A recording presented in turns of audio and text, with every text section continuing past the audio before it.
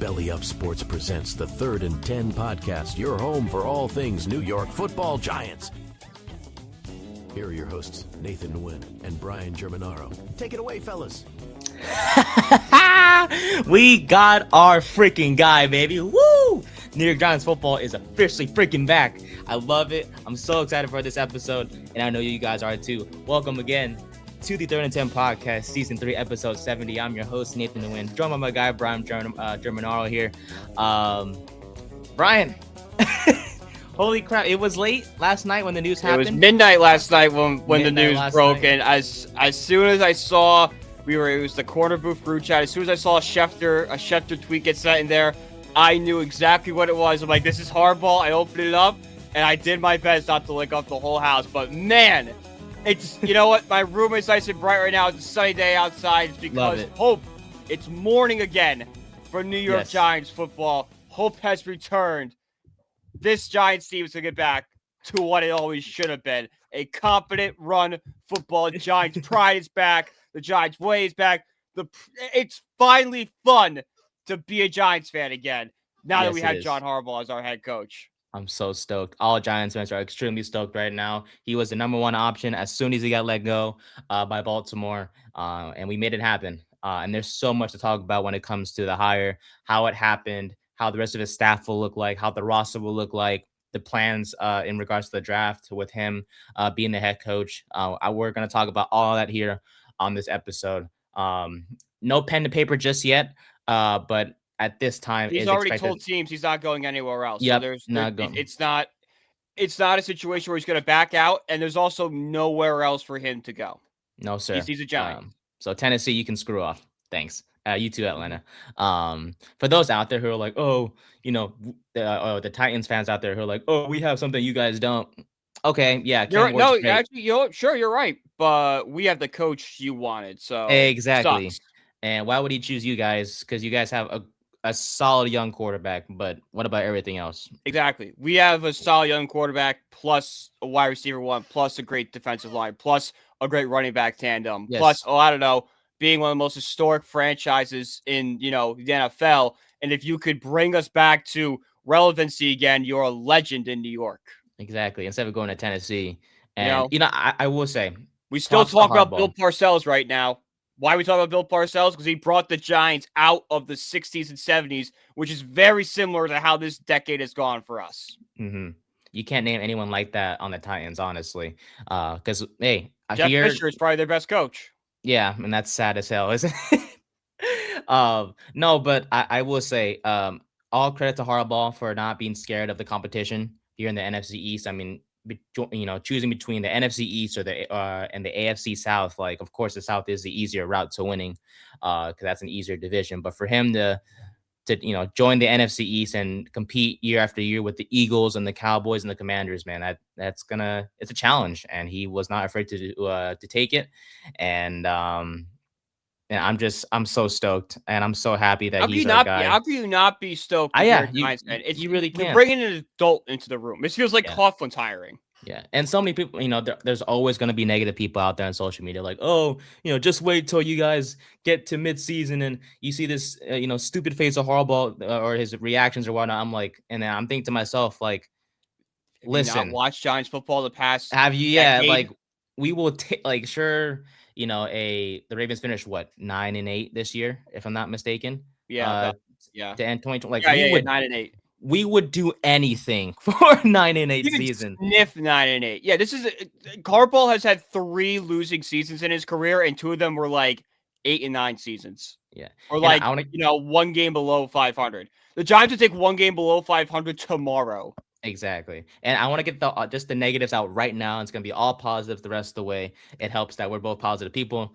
When it comes to the Harbaugh situations, I want to get all the negatives out right now. I understand that he's had his playoff struggles in recent past. I get that.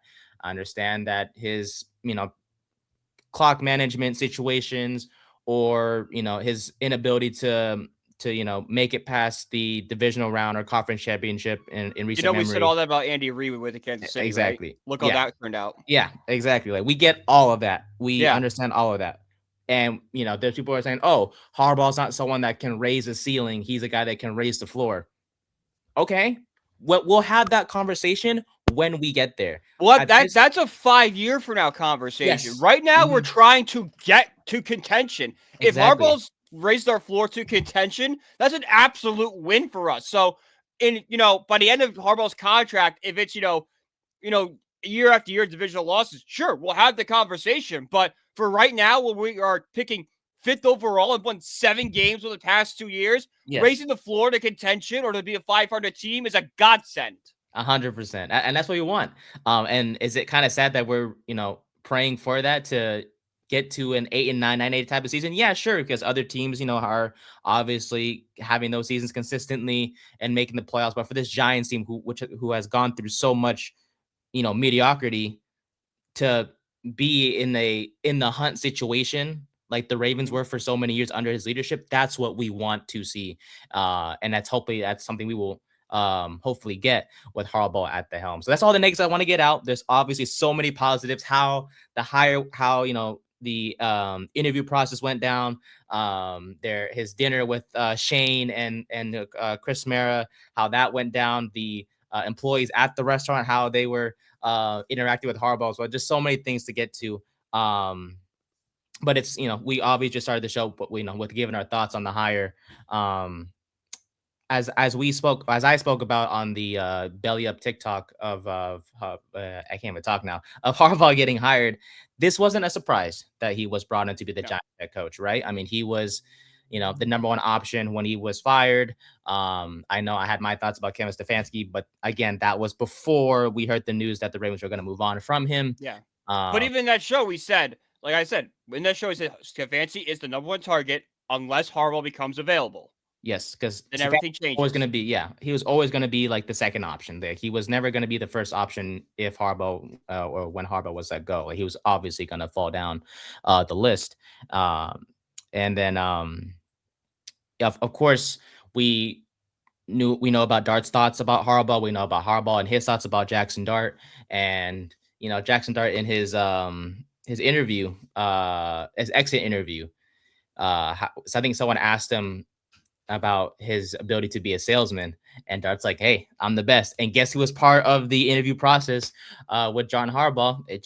Dart was a part of it. And shout out to the Giants organization for allowing Dart to be part of that conversation. Well, why wouldn't you have to be part of the conversation? Yeah, even if Harbaugh wasn't available, I would have wanted Dart at least to meet with the coach, because 100%. I'm not saying Dart should pick the coach, but I want them to have a good relationship. All right. I don't want like a Daniel Jones, Joe Judge situation where there's clearly tension there. I don't want that. Yeah. I don't think when it comes to the Giants, I don't think we've seen that type of behavior where it's like, this was a different coaching. The Giants flexed their muscles this time and said, we are the Giants. We are one of the most historic franchises in the NFL. You cannot tell the story of the NFL without mentioning the Giants a lot, and we showed that this time around. We're not going to let as great as some Falcons teams have been and some Titan teams have been, as good as history that they may have, it doesn't even compare to what the Giants are to the NFL.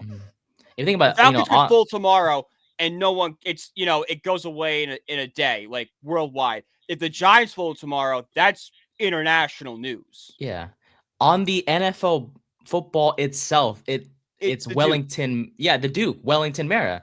That the ball is named after him, and Mara is associated with the Giants. Because look, this franchise is supposed to be a standard, right? Or the standard, I should say. Yeah.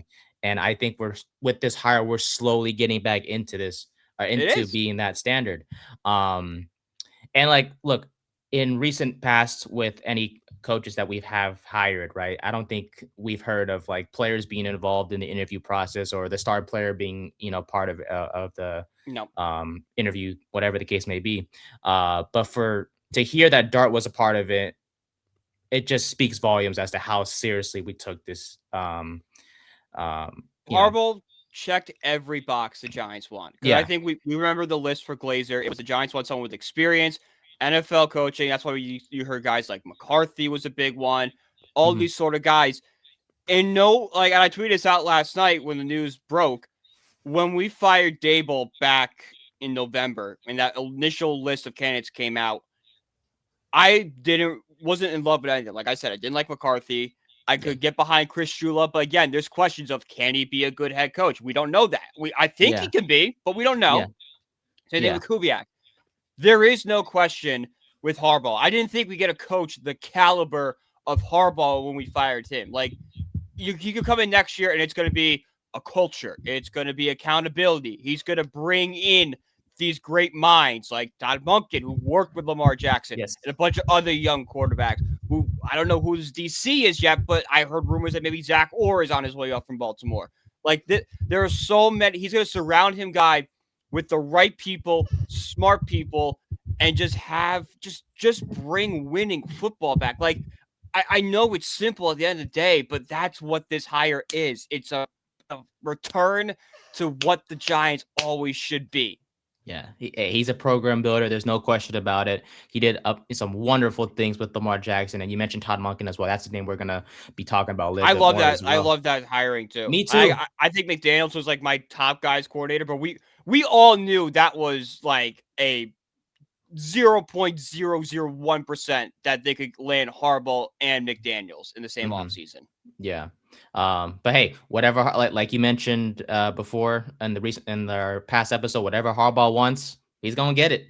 And it's clear the Giants gave him anything he wanted, which includes a budget for a massive budget, of course, to work with, the ability to have his own coaching staff, of course, and whatnot. And hopefully we'll be able to see some of his former players join the team as well, and we'll get that get into that later on. I'm at the point where I don't care. It's whoever Harbaugh wants. Whoever he wants. Whoever he wants. I'm just going to trust him. Like, we talked a lot about Bershillo being on the staff next year. If Harbaugh says he doesn't want that, okay, I trust him enough that, like, all right, it's going to suck, but hey, I trust your vision. Go get your guy that he's going to come in and be back. And that's hard to say, right? Because we talk about Carmen Bershillo and how impactful he's been on. He was great this year. He was fantastic this year. But when you have Harbaugh, you had to do whatever he wants. And if that was it had to happen. Had to happen. Whatever. It's crazy. Like, it sounds weird. It's like whatever he wants, he's going to get. But, like, this is the best head coach the Giants have had since Tom Coughlin. Like, it's so similar to Coughlin. Like, just the comparisons across the board. Even it's not even just like that. It's I think it was Talking Giants that mentioned this. Wellington's last hire was Tom Coughlin. That was Wellington's last hire as Giants ownership. And you don't want to speculate, but like John Harbaugh is fighting. I'm sorry, John Mara is in a battle with cancer right now. He doesn't. We all pray that he gets better. We're all sending thoughts and prayers to him and his family. But he wants to leave that legacy. Harbaugh is his legacy. At the end of the day, just like how Coughlin is Wellington's legacy right now, Harbaugh's got a chance to be John's legacy. Yeah, and shout out to John Mara, even with all the health issues, still being involved in the process. This is a great ownership. This is a tip of the. This is we have criticized the Maras, rightfully so, on this show. They deserve Chris and John Mara and Steve Tisch deserve all the praise and all the flowers because they took whatever it took to get this done. Yeah. And let's break how everything went down, right? So it kind of goes back to the Chris Mara, right? He was the one that had the dinner with Harbaugh. That's him stepping up. That's Chris stepping up. Yeah, shout out to him. And he's taking a bigger role. I have it in my notes here from our last maybe episode. Chris is not good as an executive, like running a football, like running that, but maybe he could be good in what John Mara's role is. Maybe that's just a role that fits him better. It could be that simple. He has stepped up. Apparently, in the past, he was involved in in a Senior Bowl last year, pro days, and other things. And this was according to Bobby Skinner in terms of Chris Mara's recent roles and whatnot. He visited with Harbaugh for lunch, not dinner. So my apologies there. On Sunday, had an informal meeting with Harbaugh at his house.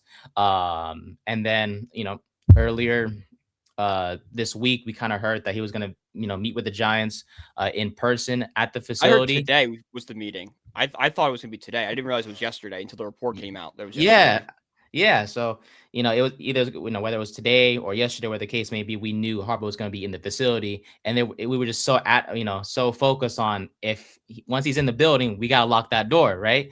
And it was kind of scary because he ended up leaving the facility without a deal. So from personally, I was like kind of going in panic mode. I was like, oh crap, like, I mean, I get it, Tennessee and Atlanta were interested in him as well.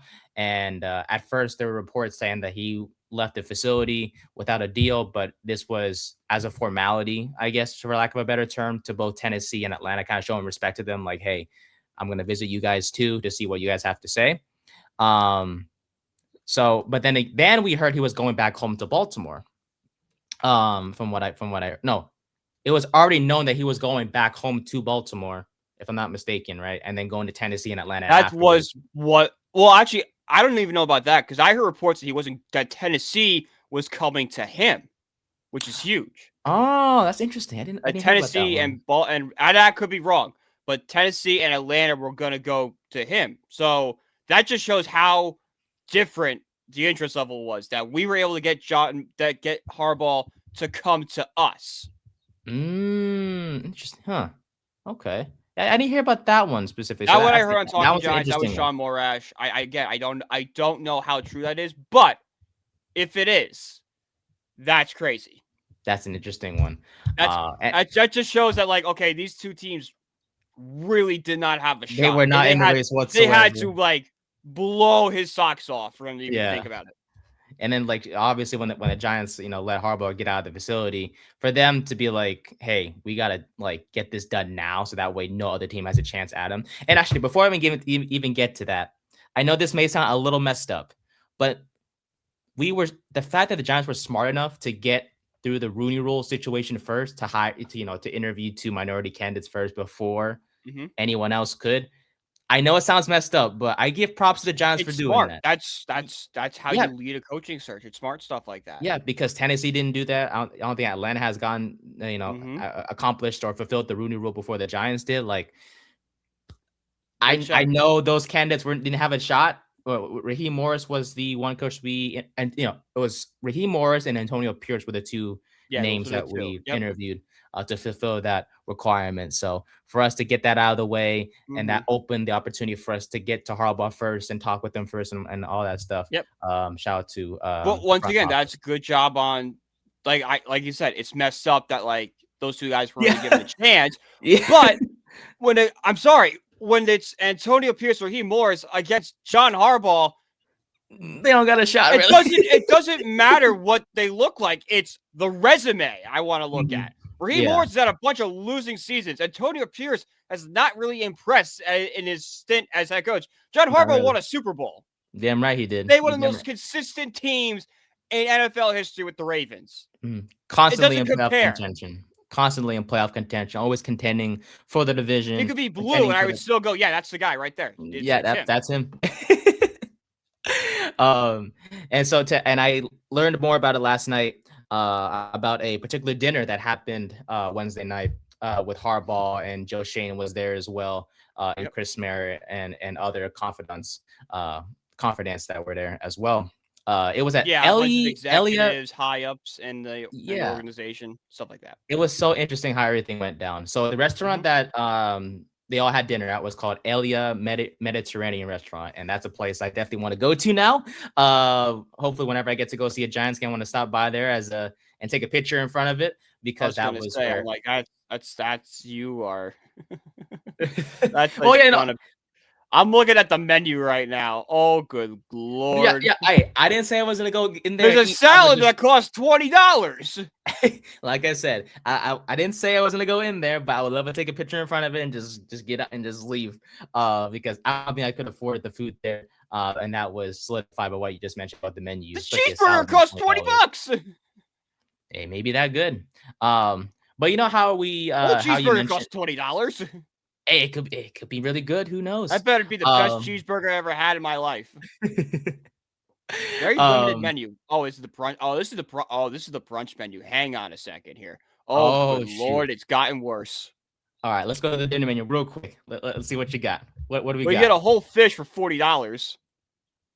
Sheesh. You get a seafood pasta for $40. Oh my! Everything's like $40. Hey. You get a side of mashed potatoes for $10.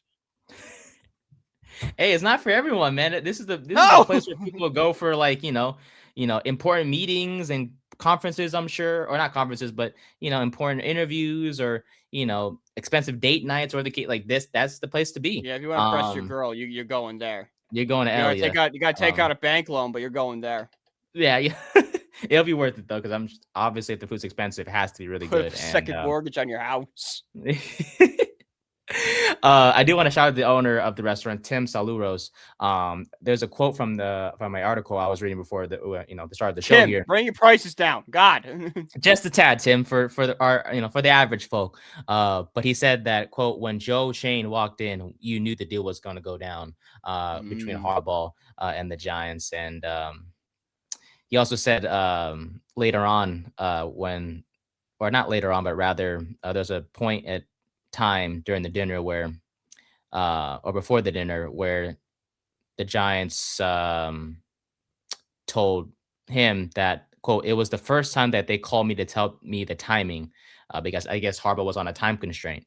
And the quote continued by saying they told me he had to be on a flight at 7:30. Before coach left, he said, I'll be back. So that was kind of good to hear. I'm struggling to talk today. I apologize for those listening. I only got an hour of sleep last night. I had my physical therapy this morning, so bear with me if I struggle to talk today. That paired up with my excitement for the hire, I'm all over the place. But this I can get down for sure. So the Giants earlier in the day, they called Tim, the owner, as they've done so for every head coaching dinner. Prospective head coaching dinner to be exact since 2018. That's when the Giants hired Pat Shurmur to be the head coach. Like I just mentioned, he was warned that Harbaugh was on time constraint. They would need a table for between 4 and 8 people at between 5 and 5:30 p.m. Eastern time because he had a private jet back to Baltimore at 7:30. By the way, the fact that we took him to New Jersey or East Rutherford to be exact on a private jet, like I said, speaks volumes as to how seriously we took this process into constantly having him as a head coach. So shout out to Steve Tisch and his private jet. Must be nice to be rich. The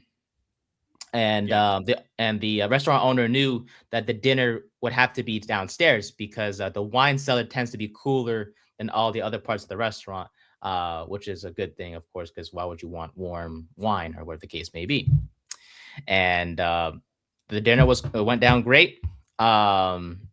Everyone enjoyed the food. In fact, what was interesting about this dinner was when the restaurant owner got the call, he turned to his chef. His name is Luis Falcone, and they decided that for Harbaugh specifically, they were going to go off menu. Wow! So they had a separate steak, a chicken, and a fish dish exclusive to just Harbaugh and the Giants. So no other customer would have a chance to have. See, this is what they got to do now. Like when the first season happens, they need to release that menu and be like, "This is like this, like how like the specials tonight." Like, well, John Harbaugh's first game is tomorrow, so this is the Harbaugh specials. This is what we offered Harbaugh that night. Exactly. That's a fun marketing thing. Yeah, it was just so cool to read. I was like, "Damn!" So they really went all out just for him. These guys are definitely diehard Giants fans. If the Giants are eating in their restaurant, they're diehard fans. And they're we want Harbaugh here as much as everybody. In terms of the appetizers they had, they were the restaurant's most popular ones included tuna tartare, fried zucchini. That sounds really good. And eggplant chips. You ever had fried octopus. Zucchini? I have not. You ever had like a mozzarella stick? I have, yes. Same thing, but instead of the cheese, it's a zucchini. Oh, it's very good. I gotta try it. I gotta try some. Let's see what else they had. Eggplant chips, octopus, and fried calamari. That I've had before, and that is one of my favorite. Fried calamari is delicious. And the only thing that went wrong at dinner time was who was going to order first. Harbaugh was like, Mara, you order first. And then Mara insisted that Harbaugh should order first. Of course, Shane wasn't mentioned, but why would Shane order first? Shane's like, Shane's like, can I order? Shut up, Shane. Like, shut up. Let the man of the hour order his food first. At the end of the day, Harbaugh was the one who ordered first. He ordered the fish. Mara also ordered the fish, and then Shane what fish ordered. do they have? I would love to know. Was it a nice salmon? As someone that used to be a I wish- fishmonger, I would love to know the fish they had. We'll hopefully find out. Like you mentioned, they released the menu that was offered to Harbaugh. We will definitely Maybe a nice white halibut, maybe. maybe ain't so many options. For Harbaugh and and Merritt to both pick it, it must be Actually, really maybe freaking good. swordfish because it's like a steak. It seems like a steakhouse, and swordfish is very similar to steak. And it's an expensive fish to have. If It's not crazy expensive, but it's definitely a little pricier. It's fancy. The quality of swordfish is what determines the price. I think if I remember right, we were selling fresh swordfish for about $16.99 a pound. Okay. Well, maybe it is. We'll hopefully find out one of these days. Yeah. Shane went with the ribeye, which is great. We'll talk about. Don't worry, we have some positive things to say about Shane. Trust me. I'm actually okay with Shane. Yeah, staying on. Yeah, because it's clear that Harbaugh is going to be the if Harbaugh wants to take player A and Shane wants to take player B, player A is a giant. Player A is a giant, yeah. Because what is Joe Shane gonna do? Say no to this respective head coach who has accomplished so much in his career compared to Shane, who hasn't really accomplished too much. But yeah, so that happened. The wine selection was also up to Harbaugh because why wouldn't it be? Because they got. What if Harbaugh hated wine? That would be so funny. Hey, well, like I hate wine, so like if I was being interviewed for a coach, but I got Coors Light. Well, they settled on it's called Vintage Silver Oak Cabernet. I'm not a wine drinker or a drinker myself, so don't know too much about it, but that's what they settled on. Actually, the wine I buy has got a foot on it. I have an answer for you, my friend. The fish was a pan roasted Alaskan halibut. Did I say that correctly? Halibut. Very nice, very white fish. Very mild flavor. Halibut fillet under a classic Spanish and Greek inspired yellow romesco sauce, served over spinach, cauliflower, mushrooms, and a descendant portion of crab meat. Yeah. You're at cod. It's very similar in taste. God, this sounds fancy, man. God, it is fancy, dude. All out for this guy. I love it. And the owner was quoted saying, "We all want to make content. Try to make a halibut because John Harbaugh ordered halibut, and it's just me attempting to cook." Dude, that'd be funny. It's like just one day, like obviously with the off season, going on. Brian, why does your studio look different? Oh, I burnt it down cooking a halibut. Cooking with Brian, episode 1. Today we're making halibut. The first and only episode because he burnt the stove. Hey, with the off they can eat hot dog though. Can do that. Oh hell yeah, love. Hey, for me, Costco hot dogs is the best hot dog I've ever had in my life. I ain't gonna lie to you. So if anyone can change my mind, would love to. Find out, but get Nathan's hot dogs. They're the best. Hey, same namesake as me. No, a Nathan's hot dog on Coney Island is the best hot dog you'll ever eat. I gotta get myself to the East Coast, man. I'm not even joking. But the owner Tim was quoted as saying we all wanted him. I think the Giants went aggressively after him. So that's when they decided, when they got the call, that they were going to go off the menu and call things by what he ordered. And he also joked that there was another reason why the location or the meeting location was intentional, because it was a long age table. I think I could pull up a picture of what where they had dinner looked like. Definitely a private looking place for sure. Yeah, these guys were not sitting out with everybody else. Yeah, where no one else. Yeah, of course. Like it's gonna be a private, dinner. For those watching on YouTube, I'm showing it right now on my screen. Yes. So. It kind of looks like the I hate to compare it to it, but for some reason I'm thinking like the Last Supper angle in a way. I don't know why. Because of how the table looks. But in a good supper, not. Well, I mean, the Last Supper is good. Yeah. In a way, like Jesus did die, but he had to die. Yeah, to save our sins. Indeed. So that it was a nice looking place to say the least for sure. And even he was quoted saying it almost looks like the Last Supper. If you don't make the meeting, you're not walking out of this. If you don't make the deal, you're not walking out of this. It seems is what he was quoted as saying as well. And then finally for dessert, they went with the entire menu from scratch baklava to salted caramel cake. Baklava, my apologies. Salted caramel cake, limoncello, tres leches, just a bunch of dessert options. And and then they took a picture. A picture was taken with Harbaugh and I saw Shane. that. Yeah, it's that one. Yeah, that was a great picture. Between the three of them, if I can pull it up, I will do so. But at the end of the day, with all this being said, the dinner was quite successful. It was successful because John Harbaugh is the head coach of the New York Giants. It's that simple. He may be a constant visitor to that restaurant. Who knows? But shout out to Elliot. He's got the money for it because I saw somewhere it's a 5-year, $100 million deal. Dude, that is which I don't whatever care. I takes. don't care. Whatever Pay him takes. whatever you want. Yep. Shout out to Elias. It seems like a great restaurant. I hope to visit one day, take a picture in front of it. But yeah, that's where everything went down. And you should make it if Harbaugh is as successful as we say it is, they should almost like make that room just like a display where like, okay, if you want to eat dinner here, if you're just a Giants fan and want to see where the franchise turned around, you go this way and you can see the room. Like a little museum. Like you can see, this is where where it happened. The last Giant supper went down. This is where things changed. This is where Harbaugh sat. This is where Joe Shane sat. This is where Chris Maris sat. This is where this and that sat.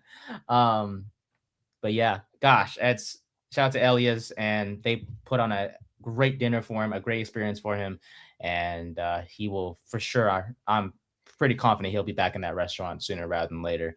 And yeah, and he went home that night. Giants got things figured out, and all that. I want to say he probably went home to discuss it with his family. Like at the end of the day, he had to like clear it with them to make sure like they were okay. They're okay with it, yeah. And it seems like they are, and now we just clearly wait. They are. Yeah, of course. And now we just wait for the official press, the official pen and paper announcement, the press conference. That's going to be one that will definitely be that press conference is going to do numbers. Yes, it will, and we'll break it all down on our show once we get to watch it and take notes on it and whatever the case may be. So with that being said, we have our head coach now. Of course, a NFL coaching staff is not complete with just the head coaches. Of course, other coordinators that need to be hired, and there are vacancies across the board outside of the offensive line coach, who is still under contract, in Carmen Priscillo. But let's focus on the offensive coordinator position first, then we'll go to Monken. DC. Yes, because Todd Monken has been the most popular name, it seems like, across the board. It hasn't been official yet because Monken has been interviewed for some head coaching vacancies and I believe some coordinator vacancies as well. Right, but he's gonna follow Harbaugh. Rappaport is saying the expectation is Monken is the Giants OC. It's Schefter and Rappaport are like the top tier guys for me. Yeah, all signs point to him being the next OC. And for those who don't know, he was the coordinator for Lamar Jackson in 2023, from 2023 through 2020 or to 2025. My apologies. And he was actually the guy that helped the Ravens be the number one total offense in 2024, including having the number one rushing offense with 187.6 yards per game in that season. And actually, the 2024 Ravens were the first team in NFL history with 4,000 passing yards and 3,000 rushing yards in one season. So you put that all together, man, and I think this is going to do wonders for Jaxson Dart. And that offense. Is the guy that turned Lamar Jackson into what Lamar Jackson is today. We 100%. have to remember, Lamar Jackson's a great quarterback. I don't want anyone to misconstrue what I'm saying. Lamar Jackson's a great quarterback. He was not always this quarterback. He was a developmental project. He was always extremely athletic, but did not have the arm talent. Monken helped unlock that arm talent with Lamar Jackson and turned him into a true dual threat quarterback that we're seeing. At this point in his career, Jaxson Dart's arm talent is far better than what Lamar's was at this point in Lamar's career. You're telling me that Monken can't make that even better? I'm not saying that Dart is going to be better than Lamar. I'm not saying that. Yeah. I'm just saying that he is working with a better product than what he got from Lamar. And we saw how far he took Lamar. How far is he going to take Jaxson Dart? Yeah. And we can look at the stats right now, right? I mean, look at this. Lamar Jackson obviously won MVP in 2019 in just his second season in the NFL. And like I mentioned, Monken took over in 2023. You look at the numbers, man. I mean, if you go to his passing, what are the passing numbers? Yeah, look at that. His That's 3,000 yards right there, and like well over 3,000 yards. Like his MVP season had 31. That's 36. That's 4,000 yards right there. Big difference. And look at 2024, because 2024 was a year where he arguably could have won another MVP award. Obviously, that went to Josh Allen. I was happy about that for him, of course. But no, there were a bunch of arguments that could have been made for Lamar in that year where he should have won, back-to-back MVPs. Over 4,000 passing yards. Obviously, we know about his impact on the ground, how great of a season he had there. But yeah, 41 passing touchdowns. Led the league with yards per attempt. Look at that, 10.5 average yards per attempt. I know that is insane. I don't know Dart's number off the top of my head, but I bet you it's higher than that. I wish I could. I think I put up right now. I'm pulling Dart up right now. Perfect. But yeah, dude, incredible. Okay, it was about 6. Okay, well, hey, but yards gain on a catch was 10.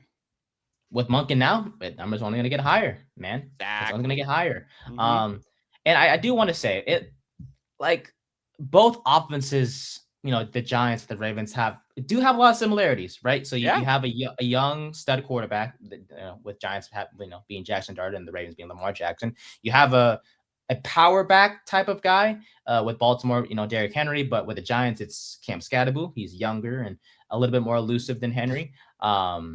And you have a number 1 wide receiver with the Ravens. That was Zay Flowers. With the Giants, it's Malik Neighbors.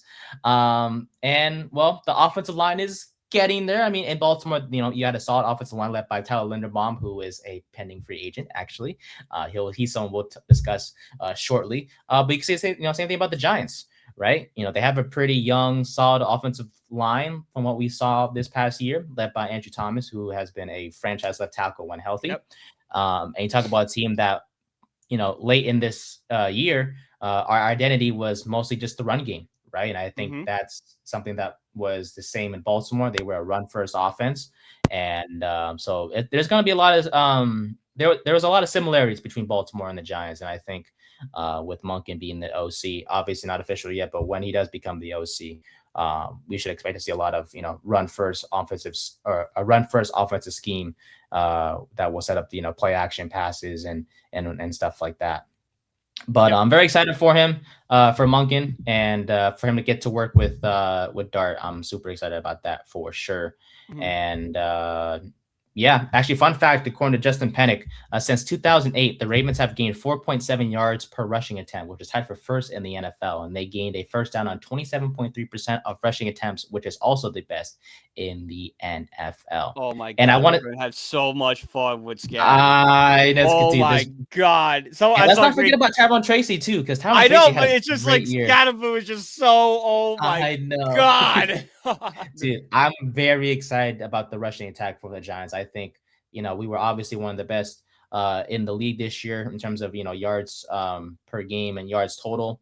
And I think that number is only going to get higher with Harbaugh and Monken leading the way for the offense. And look, if by some way, somehow Monken doesn't work out, we should be confident in Harbaugh's ability to know when to move on. He had that. He's hired great with coordinators. Like every Baltimore coordinator seems to work out pretty well for them. And even the ones that don't, Harbaugh's got no problem admitting he's wrong. Yeah. Like if Harbaugh was on this staff this year, Bowen's fired at the end of last season. And even if he somehow survived that, he's fired at Dallas. He's fired on the tarmac in Dallas. Yeah. He knows when to move on. And according to Bobby Skinner, he's done this, on multiple occasions. The year they won the Super Bowl, he fired Cam Cameron when they were 9-3. They won the Super Bowl that year, like I just mentioned. They Jim Caldwell and Gary Kubiak.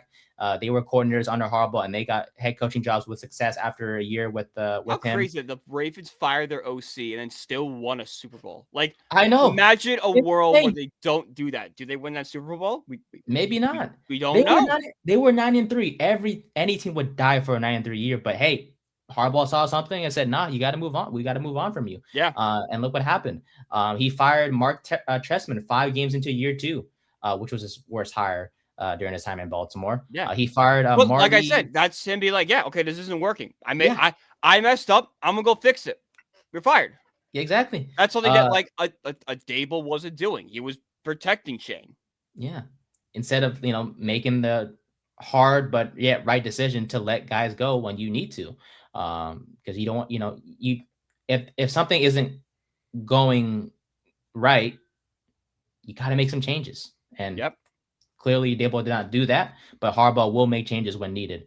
When he brought in Greg Roman, and he's a name that was at first popping up as an option for OC for the Giants. Thank God it's not going to be Greg Roman, because we saw what happened with the Chargers this past year, and in his previous stints as well. Roman has been the greatest, but he had success with Roman, and Lamar Jackson won MVP in year one under Greg Roman, but then he ended up moving on from Roman after some time and hired Todd Monken, and Lamar, like we just talked about, won MVP in year one with Monken, and he should have won it in year two. Yeah. So at the end of the day, look, very confident in Harbaugh. If things need to be changed, he will make those changes. He will not wait, like you just talked about, my friend, until maybe late in the year, or whether if a move needs to be made, he will do so immediately. So he's like I know he's the head coach, but it seems like he's like a CEO type of head coach. He is. He's going to be the most, he's going to be running Giants football operations. Like, I know that title is heavily John Mara's, but with his sickness and everything, he's not day to day. John Harbaugh is going to be running the ship for the New York Giants. It's his decision. Oh yeah. How could you not be ecstatic about that? It's what we've been begging for, a football guy to run football operations. And Harbaugh is that guy. So we got the offense out of the way. So Monken, we're just waiting for the announcement. There's no deal, of course, yet that was announced. Yeah, because you can't hire the OC before the head coach is of course hired, But we should expect an announcement in regards to Monken in the next I would few days. expect the Harbaugh deal to be finalized tomorrow at some point, with the press conference set probably a week from today. And then Monken, maybe the announcement. Monken probably a week from tomorrow, maybe the first week of February. Could be sooner. We'll see. It just depends on it all depends on what how the contracts work out. Exactly. And then will the Giants want to we have the OC before the press conference, all that sort of stuff. Yeah. I was by Super Bowl Sunday, Harbaugh and Monken will both be cemented in their place, and maybe a DC. Which is kind of a big question, the biggest question mark for me right now in terms of the coaching staff, because there's been a bunch of names that have been thrown out there, including the Ravens' most recent DC. I think his name is something Orr. Zach Orr. Yep. Not a lot of positive. Yeah, not a lot of positive things about in regards to him. It seems like I don't know too much about him, but I do know this. Since 2008, the Ravens have allowed the lowest yards per carry in the NFL on defense. That's why I'm not concerned. I'm not concerned about where they are in DC, because I just know Harbaugh puts good defenses out there. Yeah, and they were ranked top 10. The defense has been ranked top 10 in scoring for 13 of the 18 seasons under John Harbaugh. Top 3 in scoring. The Giants defense is going to be a fantasy option next year. Do you know how crazy that sounds? We've never had that. Even when the Giants defense was at its best, and I think the best Giants defense we've seen over the past decade was probably the Spagnuolo defense in 2016. Even that defense had very little fantasy relevance whatsoever. It's crazy to say. And there are so many young pieces on the Giants defense. Talk about, Abdul Carter, talk about, a veteran guy in Brian Burns, of course. And you mentioned Brian Burns isn't crazy old either. Yeah, he's still pretty. I think he's under 30 still. I think 28. I think his 7th year in the league coming up. I believe it. This is his 6th year, he's 27. He's 27. Yeah, he's 27. He is. The guy just got over the 8. 2 years ago, that guy could have been drafted. Yeah, I'll throw him in there. He's another young, talented guy as well. He's entering his prime, is what he's doing. And after the season, he just had to. Oh my goodness, the sky's the limit when it comes to Brian Burns as well. But Kayvon Thibodeau, he's on the possibly getting traded list for me right now. That's fine. I've been seeing a lot of things online. Fine. Trading him will clear some cap space, and I love Tibbs, I do, but you could get a good amount of draft capital. Tibbs is redundant at this point, because we would have Carter. Unless you're gonna move Tibbs to linebacker, he's had no purpose on this team other than depth. Mm-hmm. And you can find a much cheaper depth option that provides the same value that Tibbs did. like, do you really want like a first round, 5th overall pick as like a depth piece? I don't think you would want to, especially you kind of be doing a disservice to him because you kind of do have to think about the player's feelings a little bit. But at the same time, it's like, hey, if you trade this guy, you can get yourself some capital, maybe probably a day 2 pick, probably a 3rd. Yeah, that's fine. Yeah, sure. Hey, after since the Giants unfortunately didn't get the number 1 or number 2 overall pick, and we're at number 5 right now, you might as well get capital anywhere you can at this point. A big thing that I've heard this thing is everything happens for a reason, right? Mm-hmm. If the Giants were to lose that game against the Colts last year, we would have drafted 1 and got Cam Ward. No guarantee that Harbaugh's here. If the Giants had the 1st overall pick this year, no guarantee Harbaugh's here. No, sir. It's just not. You just don't know. Everything happened led to Harbaugh. So I'm not mad at one instance because any little change could let us talking about I hope Stefanski figures it out right now. Yeah, a bunch of what if situations, right? But at the end of the day, if we fired Daboll last year, we wouldn't even have a shot at Harbaugh. Who knows? Right, yeah, just so many things that could have happened and would have not led to the hire of Harbaugh. But we deserve it. We've gone through so many crap head coaches, man. And I will say, doesn't feel real. I don't think it really feel real. It doesn't yet. It feels like we're dreaming. It feels like that this is like because because it works out so perfectly. Like I was talking to my buddy this morning about like this news and stuff, and I told him like I was worried because I loved Harbaugh. I wanted to be the coach. I was hyping him up, but like there was just this voice in the back of my head going, "Good things don't happen to the Giants." Exactly. Like something had to go right. Like we all messed it up somehow, and he's gonna be like the Coach X. He's gonna coach the Falcons, and we're gonna be stuck with McCarthy. Like that was always in the back of my head. The fact that this ownership went out and actually landed their guy just shows that this is different. Something's different now. Like he could have backed out at any moment, right? Mm-hmm. And honestly, if that happened as Giants fans, we wouldn't have been surprised because so many things have gone wrong for us in recent memory. But the fact that this went through successfully, we have our guy. We're about to have a fantastic OC, probably the best OC in like recent memory, honestly. For the Giants, yeah. Honestly, the best OC the Giants have had in the past 15 years is Ben McAdoo. I was going to say Kevin Gilbride, but 15 years? My bad. No. Yeah, Gilbride was the OC, right? During that second Super Bowl? Yeah. I'm just taking McAdoo because he unlocked Eli Manning that year. Eli Manning put his best numbers with McAdoo. Yeah. And shout out to McAdoo. He was, one of the 6 sacrifices that had to be gone through, along with Steve Sagnuolo, Pat Shurmur, Joe Judge, Brian Daboll, and Mike Kafka. Those were the 6 sacrifices that we had to go through to get Harbaugh. Whatever it took. I would just love to go back because I'm just thinking of like that, like the little football, like when I first started watching football. Like my favorite non-Giants football game of all time is the 2013 divisional round game between the Ravens and Broncos. It went double overtime. 38-35 Ravens. Oh my God, who was it Marvin Mims who had that catch? No, who's the? It's like Mims a little later in the later. Not Mims. Oh my God, who is it? Ravens. The Broncos guy went to block it and went over his hand and went into the Ravens receiver and he went in for a touchdown. It was like on the Ravens' path to Super Bowl 47. Let's see if I can get the name for you, my friend. I'm trying. I can't like Jacoby Jones. It might have been Jacoby Jones, but touchdown pass that soared through the air, flew over 2 defenders, landed in the hands of Jacoby Jones. Yes, and he ran. Yeah, yep. Yes.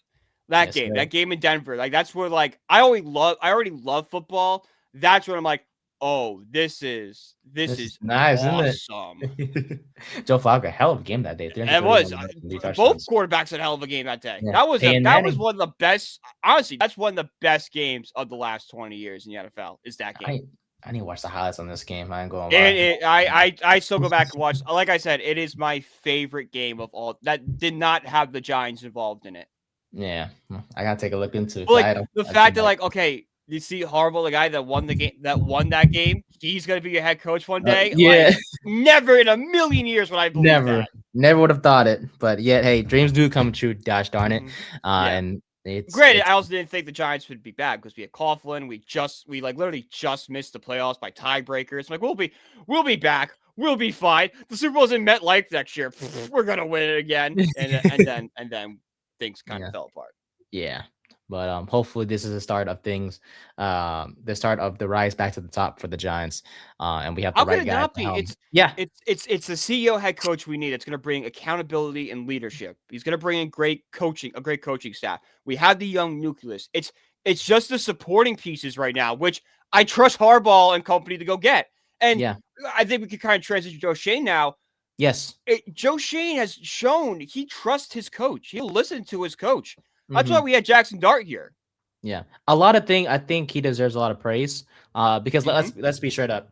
Harbaugh would not be here if he didn't trust Shane as much as No. Shane trusts him. Or he would have said, I'm not coming here until that guy's fired. So I'm just gonna say, of course, Shane has done a lot of things wrong. He's done a lot of things wrong throughout his tenure as GM. This hire may have made up for all of the mistakes. It saves a lot of it saves a lot. Yes, it saves I him. haven't forgiven him for everything because there's been some, of course, losing Xavier McKinney, Julian Love, Leonard Williams, guys like that. But this kind of really softens the blow. This brings him back to I think I think the thought of Joe Shane was a horrific GM. This now I think will bring him into I think he's just an average GM. Yeah. Which when you have a great coach like Harbaugh, an average GM is fine. You can live with it. Perfectly okay. Because it's fine. As long as the two work well together, it's not going to hamper the on-field product. And depending on the moves that happen this offseason, he could get into the conversation of, okay, maybe you are a good GM. It took you some time, but maybe you're getting into that. I don't think he'll ever be in the conversation for good GM because he's never going to get credit for any move that's made. It's all going to be Harbaugh's moves now. Yeah. But it's going to be, okay, you hire Harbaugh, you're listening to Harbaugh. You're probably an average GM. Yeah. He'll have a job here. It's going to be like how Jerry Reese had a job for so long. Was Jerry Reese really a good general manager, or did he just have a great coach with him in Coughlin?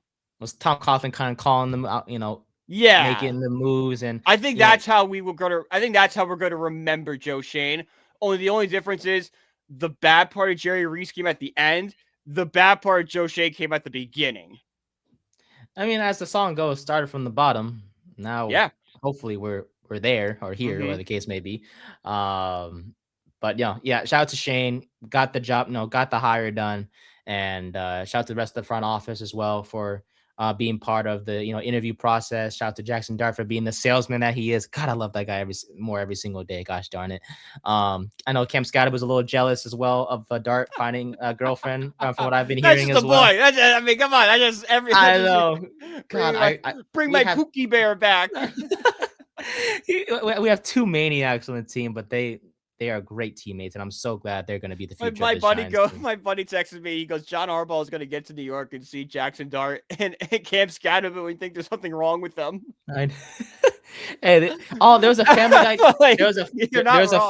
There was a Family Guy clip that I reposted today on TikTok. It was a Family Guy scene with Brian and Stewie, and they made clones of each other, I think. And the clones were like the stupid versions of yes of Brian and Stewie. I know what I'm talking about. I wish I could play it, but of course copyright. But for those who don't know, just look up Family Guy. He cloned them, but he made them a little dumber because to have dominion over them. It was Stewie's butler. And the dumb ones were the face that were posted on front of the dumb clones were Dart and Scatterbo because of their. Please send that to me. That sounds hysterical. I sure will. I was cracking up on the ride home from therapy when I was watching it. I love it. But no, episode. Shout out to Dart. I put a pencil in my bum and now I need a Band-Aid. So random, bro. I love Family Guy, man. It's my favorite show of all time. No, but shout out to Dart for getting things done. And shout out again to John Mara. Look, we all wish him nothing but the best, and we really do hope he gets better because based on what we saw of him last time, which was after that Week 18 game, he did not look good whatsoever. I mean, he looked just out of it, tired, fatigued. Glad we got a win for him against Dallas to end the year. And shout out to him for just, He being part of deserves the it. process. He Yeah. deserves this. Is what Shout he out to does. shout out to Steve Tisch as well for bringing in his private jet to pick up Harbaugh and to drop him off at home as well. Shout out to Chris Murr as well for meeting up with Harbaugh for lunch and getting things started for New York. And like I mentioned earlier, shout out to the 6 sacrifices that 6 head coaches that were sacrificed for us to get to Harbaugh. So yeah, if I'm missing anyone, every single one. No, every single damn one. All the pain, all the suffering, it can finally end because now we have a stable head coach that's going to be here for the next 5 years, as expected. The expected deal is going to be 5 years for 100 mil, is what we've been hearing here, in terms of his contract with the Giants. Fine, let him build that culture. Let him build a culture. Oh my God, a culture! Yes. Giants pride, baby. Oh, he's a culture changer, man, and he's I'm just thinking, and like this is just the beginning of the offseason, so we don't even know what the future is going to look like. How loud is MetLife Stadium going to be week 1 or whenever whatever the first home game is? I'm going to that stadium is going to be rocking. I think we're definitely going to be on prime time for that week 1 game. There's the NFL schedule makers are going to figure it out. You know what? I'm think about it right now. It's going to be us and Philly, isn't it? And why not? It's going to be Giants, Philly, or it's going to be Giants, Cowboys, because that's always Sunday Night Football for some reason during week 1. Hey, honestly, if it's Giants, Cowboys, I'm not even worried because John Harbaugh is 4-1 against the Cowboys in his career. I'm not worried either. This is I said. This is a new era. Everything that happened the past decade doesn't matter anymore. That was pre-John Harbaugh. This is John Harbaugh. This is a difference. This is a different coach. You know how they say before Christ is like BC and an AD. Yes, AD. So now it's what? AJ after John? No. AJH after John Harbaugh. Okay, and then before it's BJH. Thank God we added the H at the end. Anyways, but that I think we got a lot of credit goes to the whole front office, the players, specifically Dart, of course. I heard Scadaboo was had a little part of it as well in regards to the hiring of Harbaugh. Don't know what was said. How that conversation went. Yeah, my God, I gotta coach that thing. Did he headbutt Harbaugh? Who knows? Me a little soft headbutt. I like John. This is your new running back. Camp Scadaboo is a bit of him. Arizona State banging his head against the brick wall.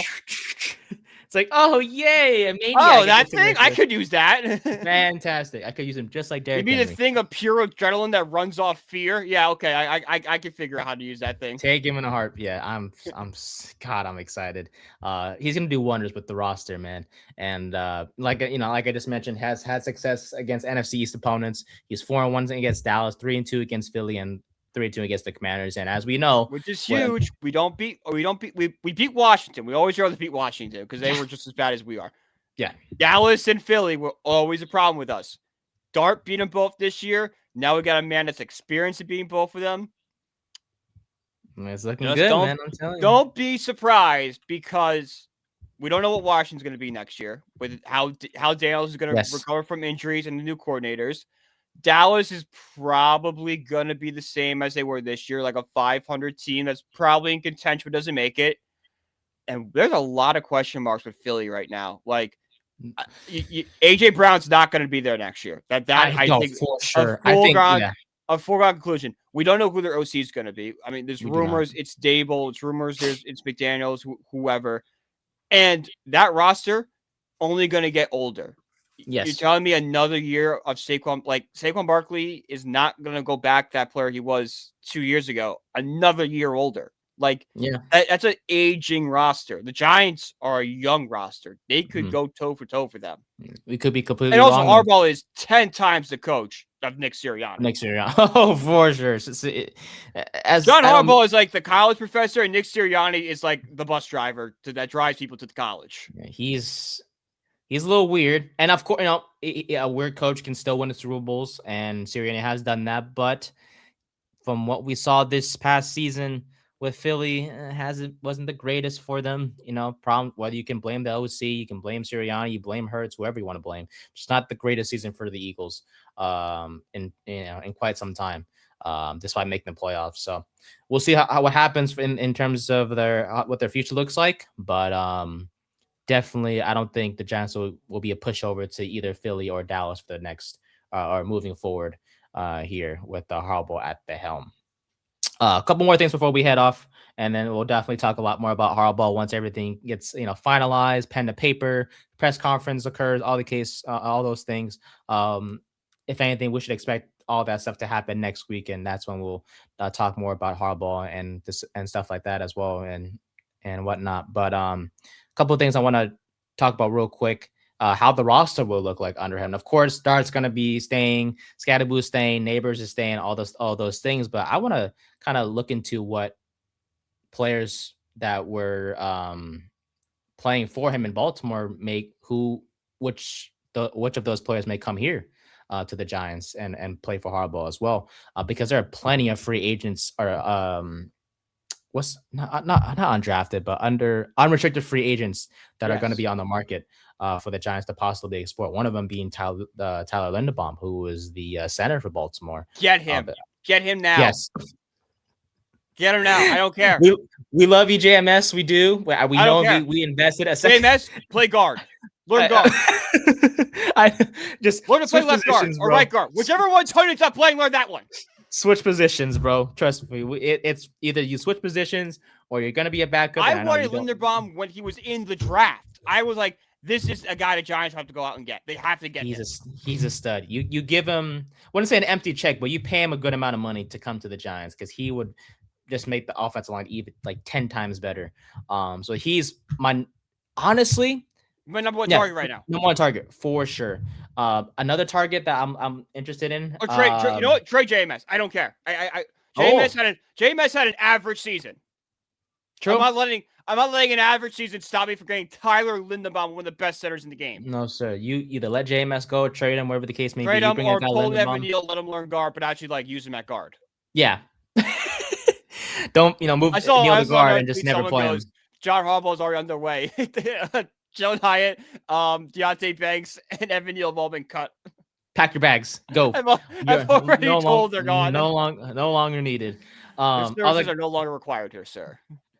Other guys that stand out for me include Isaiah Likely, who's going to be an unrestricted free agent as well. He's a guy that fits so perfectly. I would not, dude. What have I been saying about Theo Johnson for the past couple weeks? He's struggles with drops, but you want to bring in a veteran guy that can, does Isaiah Likely not fit that to almost a T? He's 25, so he's still young, but he has shown flashes of but he's been playing in a 2 tight end system his entire career with Mark Andrews. You're telling me that he's gonna have probably be tight end 1, but they can figure a way to make Likely and they can find a way to make them both relevant. Oh my god, dude! I don't know which one I want more now. I still want Linderbaum more, but Likely's too. He's up, and I really do think. Out of all the options, you're gonna say Kyle Hamilton's a free agent, and then I'm gonna flip out. Dude, hey, you mentioned Kyle Hamilton. There's a name in the draft. I know you know who I'm talking about. Is the number one. Is it the opposite of up? It sure is, dude. You cannot tell me that at number 5 overall, the Giants aren't gonna see Caleb Downs to be like that guy. It makes so much sense. Because he's the Giants. He would be the Giants version of Kyle Hamilton, and we saw. Hamilton he's been outstanding for Baltimore. Oh my goodness. Yeah. So if we could get a guy like that on this defense, and there is a guy available, that is the perfect spot to pick him. It seems the only thing I could see is maybe they go receiver and go more a veteran option for safety. Maybe, but I agree with you.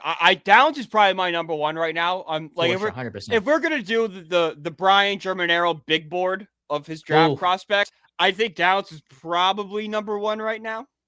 I might need you to release one of those for us. Yeah. I think it'd be fun. I will do one as well. But no, yeah, Downs is the moment Harbaugh got hired and I thought about what the draft would look like. Literally the first thing that came out was Caleb Downs. Kyle also Hamilton. Big too, because the Senior Bowl is in 11 days. Mm-hmm. So we have our head coach plenty of time for him to go down to the Senior Bowl and scout some talent. See what they got over there. You know what I'm saying? Exactly. So, like I'm sure they've already done their extensive research. Now you're bringing Harbaugh into that, bringing what he did in Baltimore, what his knowledge is. This is special. This is special. It's special. It's special. Gosh dang. There's no other. This is going to be a moment, and I tweeted this out last night too. It's where were you when? Where were you when where were you when the Giants signed John Harbaugh? I was playing Helldivers, and literally for democracy. I was, I'm a guy that like I complete the levels, like I get the objectives. If I'm playing like a bug world, I go kill all like the nests and stuff. I was playing against the robots, and I destroyed the second factory, so I had 2 more factories to go. I left early. I'm like, I gotta get off this planet now, because A, I gotta go work, and B, I gotta figure out everything that's going on right now. I had a less exciting where was I moment. I was at work. I was helping customers. All of a sudden, I get it's funny enough, the first notification I got about Harbaugh was not from a friend or anything like that, not even Twitter. It was Underdog. And it was like Giants finalizing deal with John Harbaugh. And I was like, oh, okay. And then I was like, wait a minute. I looked at it again. Wait a minute. Oh, hang on. Hold on. So I ain't gonna lie. And if you're listening, I apologize. But I did take a minute to look at my phone real quick just to make sure it was true. I think Underdog gets it. Yeah, they understand. I love them. And so good for the job. Listen, they're sport fans too. You're telling me like if they weren't Giants fans, they're looking. I love it. Door got traded to the Mets. Like I remember, I was on my phone that day, like at work. The boss is like, "What are you doing?" I'm like, "The Mets just traded for Lindor." He goes, "Carry on." He just walked away. We understand your excitement, man. Just get back to work shortly, but enjoy your moment real quick. Yeah. No, but yeah, 37 minutes ago, according to Connor J. Hughes, Anthony Weaver is being targeted as the Giants DC. Ooh, I've heard some. I don't know too much about him. He worked with Harbaugh with the Ravens. Let's see what he did. Okay. 45 years old. He is. Mm-hmm. Oh my God, he's a Notre Dame guy. Oh my God, if we get him, it just gets better and better for you, doesn't it? And he's from Saratoga Springs, my favorite town in the world. Hey, I'm telling you, man, things are on the rise. Current for us, isn't DC it? for the Miami Dolphins. He was the assistant head coach, defensive line coach for the Ravens from 2022 to 2023. A Saratoga Springs, like my favorite, Notre Dame, one of my favorite cities. Notre Dame. Oh my God! I'm telling you, things are on the come up, man. I'm telling you, everything's aligning to what we want it to be. Maybe for once in this damn podcast, we can like actually have fun and enjoy wins. Gosh darn it, and have good things to talk about. We won't dread the podcast every week. Like I had a friend go like, "I give you so much credit because I don't know how you get on a show every single week and talk about the Giants." Yeah, and you're like, not only do you preview the game knowing they're gonna lose, you watch them lose, they rip your heart out, and then 2 days later, after you kind of recovered, you had to reopen the wound and talk about it again. How do you do that to yourself? And it's the pain was all worth it. All 3 seasons in, all these episodes later, finally things look like they're on the rise. And Johnny Harbaugh, guys. Sorry, Johnny Manziel, we're stealing it. Johnny Harbaugh is now Johnny Football. I hope Manziel's doing well, by the way. I don't know what he's doing. I heard he's doing great. Oh, good for him. Just some other names real quick before we head off for the day. I want to mention real quick. I know of obviously Linderbaum and likely are the top options. We just talked about Caleb Downs as a draft prospect. The Giants may target at 5 now with Harbaugh at the helm. A cheaper option if we don't get likely is Charlie Kohler. He's 26 years old. Not too much of a impact as a receiver in Baltimore. More of a Manhurst type. Yeah, sort of from what I remember in terms of Kolar, but definitely more research needs to be looked into there. Daniel Falele, he's a guard for Baltimore. He's 26 as well. He's someone I wouldn't mind bringing in, especially with GVR, Greg Van Roten, being as old as he is. Maybe bring Falele in, see what he can do. Maybe as a right guard. I think he primarily plays left guard, but maybe move him the right guard and see what you got. Actually, you sign Linderbaum, you kick JMS out to guard, and you kick Bo out. You make Bo your right tackle. Ooh, that last one. It's tough. But like, it's tough. But if anyone can figure it out, it's the It's Harbaugh. I do want. Oh, actually, real quick, I do want to mention that's. Oh, one last thing before I want to add on to your point there. Patrick Ricard, fullback. Hey, he's the best fullback in recent or in the NFL according to PFF. So I was gonna say, I'm like, you better than Juszczyk? According to PFF. Wow. Okay. All right. Hey, But I trust the numbers. Bring back the fullback. Bring back the. I bring back the fullback all the time when I play Madden in college football. So there's still a role for that. Yes, sir. It's my version of a tush push. When it's like 31 or 30 inches, it's fullback drive. Works every time. It works every time.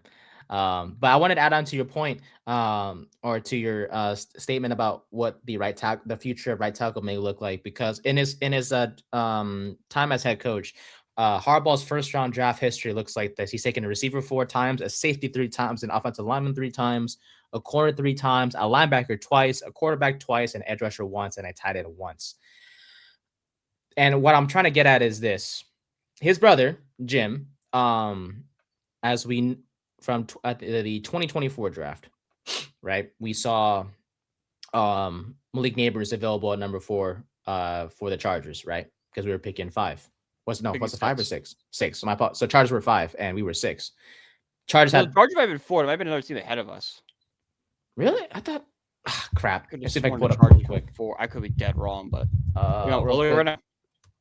real quick. We know the top. Oh no, I'm sorry. The Chargers were 5 because 4 was Marvin Harrison Jr.